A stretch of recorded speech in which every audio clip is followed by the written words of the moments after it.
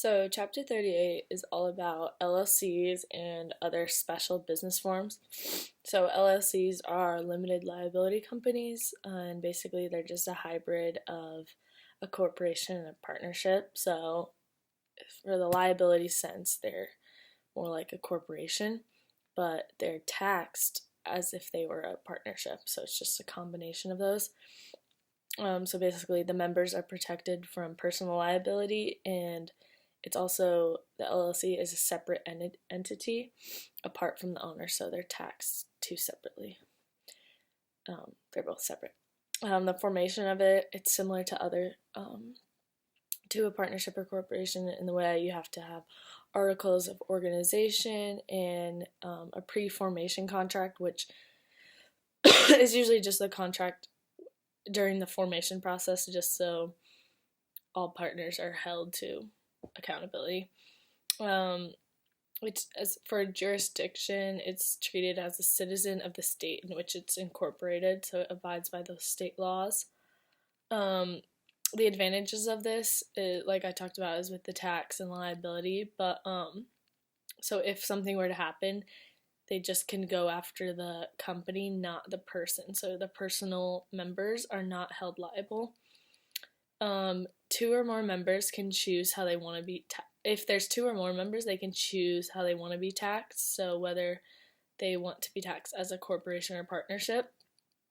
Also, it's very attractive to foreign investors. So like if you wanted foreign investors to be involved in LLC is the way to go, just because they allow for international management and business operations.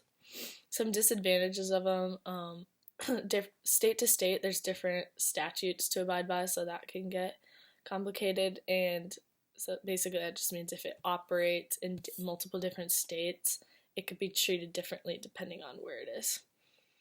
For the management and operations of it can either be member managed or manager managed, so that you can the partners can hire a manager or just do it themselves.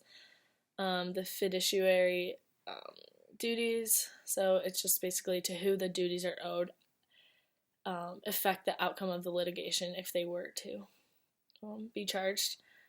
The operating agreement involves like the chosen management of the LLC and how profits will be divided, whether meetings will be held or not with the members, and how how voting rights are proportioned. If you choose to dissociate or there's a dissolution of the LLC, members usually talk about this before to discuss it. It can affect the impact of the operating agreement, and also if it's violated, it can be illegal and that member can be charged. So dissolution is just if a member chooses to leave and the others might want it to dissolve what is left of the company, because either if that partner leaves, maybe there's no company really left. And then there's like the winding up process, which just so if it was to dissolve, they the members collect, liquidate, or distribute the LLC's assets of what's left. Other special business form that the chapter talks about is a joint venture, which is just when two or more people combine efforts for a single transaction. So a lot of the time, this is like the example it gave was if several contractors to combine to buy and sell a house and build a house. There are multiple different companies, but they're combining their work, so it's taxed like a partnership, and it's different because it is created short term and not an ongoing business, so it's just for like one project or one transaction or whatever. Another one is a syndicate, which is just an investment group to finance a project, so kind of similar, but an investment group kind of runs it. The other one is a joint stock company, which this is a true hybrid of a partnership and a corporation. There's ownership through shares of stock, and it's managed by officers and directors, and also it's formed by an agreement similar to partnerships, but usually the property is held in the names of the owners.